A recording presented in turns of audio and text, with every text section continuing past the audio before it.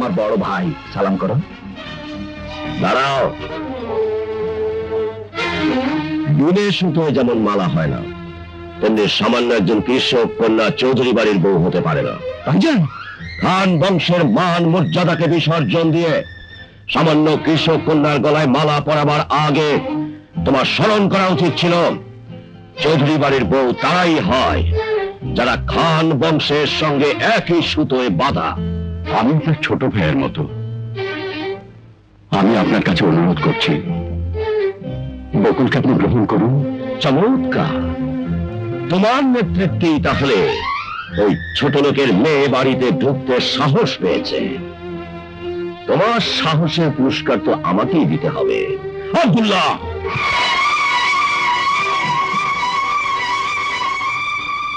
ভাইজান, যুগের পালে বাতাস লেগেছে, পুরাতন ধারাকে আর টিকিয়ে রাখতে পারবে না। বকুল ও রায়হান আজ জনতার প্রতিনিধি। বকুল যদি এই বাড়ির দরজা থেকে ফিরে যায়, তাহলে চৌধুরী বাড়ির দেয়ালে একটা ইটও থাকবে না। থামো।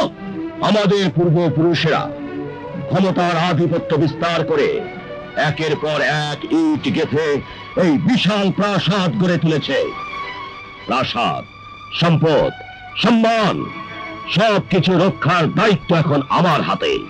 যে কোনো মূল্যের বিনিময়, এমনকি প্রয়োজন হলে হিজল তলিতে রক্তের বন্যা বইয়ে দিও, আমার ক্ষমতা আমি টিকিয়ে রাখবো। ভাইজান, তোমার ক্ষমতাকে টিকিয়ে রাখতে হিজল তলির মানুষের উপর তুমি অনেক অন্যায় অত্যাচার করেছো। মানুষের ভালোবাসা, গরিবের চোখের জল তোমার পাথরে গড়া হৃদয়ের কাছে কোনো মূল্যই পায়নি।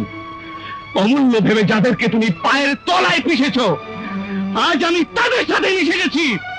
তাই তুমি যদি আমাকে ভাই বলে স্বীকার করো, তাহলে তাদেরকেও বন্ধু বলে মেনে নিতে হবে। আমি রে গরিবে বন্ধুত্ব, আমির আমির, ফকির ফকির। তুই যখন ওদের দলে যোগ দিয়েছিস, তখন তোকেও আমি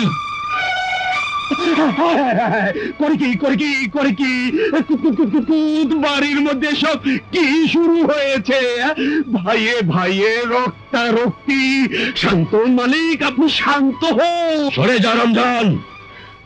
মালিক, মাথা গরম করবেন না, এখন রাজনীতির সময়। মালিক, আপনারা খাবার এসেছে যে হাড্ডি ফেলে দিয়েছেন।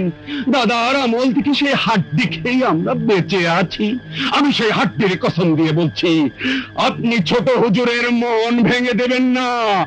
উনি তো এ রাজ্যেরই অর্ধেক মালিক, উনি নিশ্চয়ই দায়িত্বহীন নন। বেগম সাহেবা, বেগম সাহেবা, আপনি দাঁড়িয়ে আছেন কেন? ছোট বেগম সাহেবাকে অন্দর মহলে নিয়ে যান।